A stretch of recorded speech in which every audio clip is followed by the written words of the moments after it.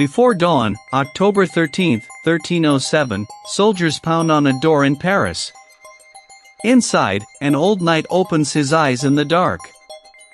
He commands the most feared warrior monks in Europe and has no idea his own king has already signed his death warrant. This is the story of the Knights Templar, how the richest, most protected military order in Europe was wiped out in a single coordinated night, and what its last Grand Master watched happen, right in front of him. According to a legend that has persisted for centuries, days earlier a fleet of Templar ships quietly slipped out of a French port loaded with cargo nobody ever inventoried. Where they sailed, no one has ever proven, not in over 700 years. His name was Jacques de Molay, the last Grand Master of the Knights Templar. Everything that happened to him over the next 7 years would decide whether that legend's secret ever came to light. Molay was born around 1244 in a small village in Burgundy, France. At 21 years old, he joined the Knights Templar back home in France, taking vows of poverty and obedience, then sailed for the Holy Land to fight. The order had been founded in 1119 with one job: protect Christian pilgrims traveling to Jerusalem. Within decades, its white-mantled knights, marked with a red cross, became the most feared fighting force of the entire Crusades. Molay fought in that dying world. By the time he rose through the ranks, the Crusader kingdoms were collapsing one by one, and the Holy Land itself was slipping out of Christian hands. In 1291, the last Christian stronghold in the Holy Land, the city of Acre, finally fell. The surviving Templars retreated to the island of Cyprus, an army with nowhere left to fight. A year later, in 1292, the order elected Jacques de Molay as their new Grand Master. He now commanded thousands of knights across Europe and something even more valuable than any army in Christendom. Without a holy war left to fight, the Templars still held their fortune: vast estates, ships, and gold reserves built over 2 centuries. That fortune was about to make Molay a marked man.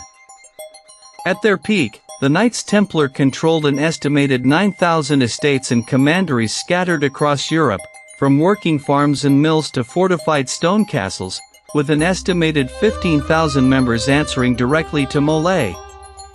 It was less like a monastery and more like a kingdom hiding inside dozens of others.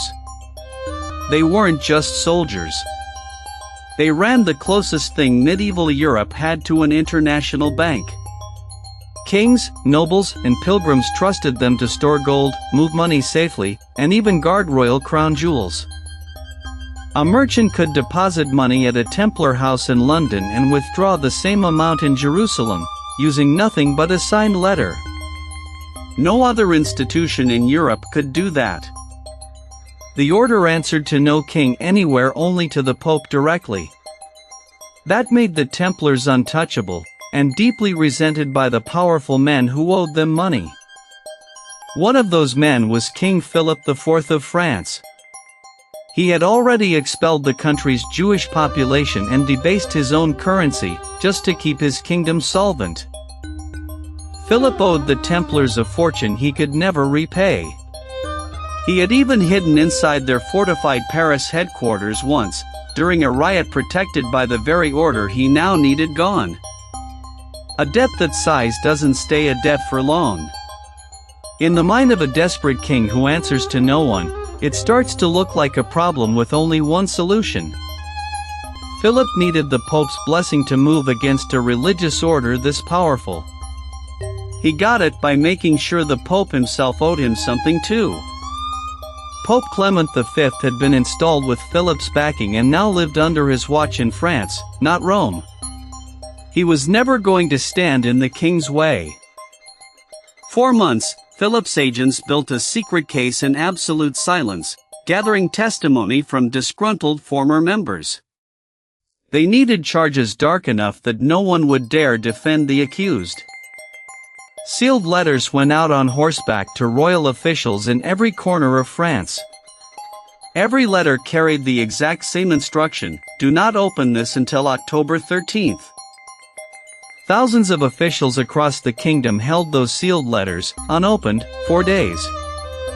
Not one of them knew what any of the others were secretly carrying. Molay had no idea any of this was happening. He had just returned to Paris, personally invited by the Pope to help plan a brand new crusade. Days before his arrest, he even walked as a pallbearer at the funeral of the king's own sister-in-law, marching beside the very king who had already ordered his destruction in writing. That's the part almost no one expects. The trap wasn't sprung in some distant corner of the kingdom, it was built around the Grand Master while he stood inside the king's own court. Every piece of Philip's plan was already in place. All that remained was for the sun to rise on the exact date the king had chosen months earlier. And according to that same legend, in the meantime a Templar fleet at the Atlantic port of La Rochelle was already loading. Nobody outside the order could say exactly what it carried, or where it was headed. At dawn on Friday, October 13, 1307, every sealed letter in France was opened at the exact same hour. Royal soldiers moved on Templar houses in every region simultaneously.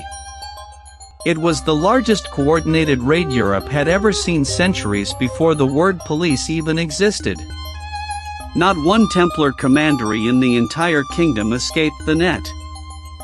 Jacques de Molay was arrested that same morning in Paris, alongside more than 100 fellow knights taken in the capital that morning. Soldiers moved through their own fortified headquarters in the city, the very walls that had once made the order feel untouchable. Across the kingdom, thousands of Templars were taken into custody within that single day. Almost none of them raised a weapon in resistance. Many were monks as much as soldiers, bound by vows of obedience that left them with no framework for defying their own church and crown at once. The charges read aloud to them were designed to horrify denying Christ, spitting on the cross, worshipping a strange idol, and secret rites no outsider had ever witnessed or verified. Then came the interrogations. Under torture that stretched on for weeks, dozens of knights confessed to exactly the crimes the king's men wanted to hear.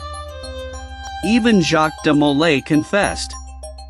He admitted denying Christ during his initiation, decades earlier a ritual test, he later insisted, that had been badly misunderstood by his interrogators. Word of the confessions spread across Europe within weeks. To most people who heard them, the Templars now looked exactly as guilty as the king had claimed all along. But a confession signed under torture doesn't always survive contact with daylight.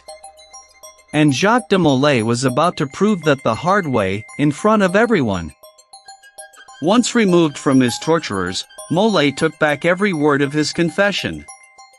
He told church investigators the charges were lies, forced out of him by unbearable pain.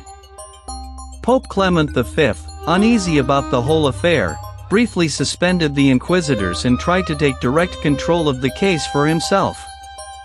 It was a rare moment of a pope pushing back against the king who controlled him, even if only for a season, before the pressure from Paris closed back in. Templars across France began recanting their forced confessions the same way Molay had, and for a brief moment, it looked like the entire order might actually survive. Subscribe and hit the bell so you don't miss what's next. Philip could not allow that to happen.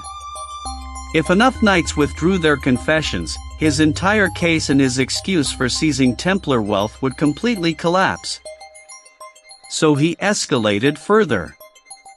Dozens of Templars who retracted their confessions were declared relapsed heretics and burned at the stake outside Paris in 1310, in full view of a crowd gathered to watch the flames do what argument alone could not. The message was unmistakable: recant your recantation, or die in the fire. Most remaining Templars, terrified, simply stopped fighting the charges altogether, choosing silence over a fire they had just watched consume their brothers. In 1312, Pope Clement formally dissolved the Knights Templar at the Council of Vienne, without ever officially declaring the entire order guilty of heresy, a quiet legal distinction that left the question of guilt technically unanswered. even as the order itself ceased to exist.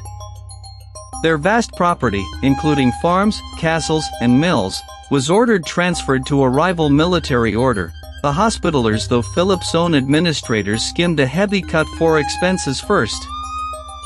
Molay himself was never given a public trial.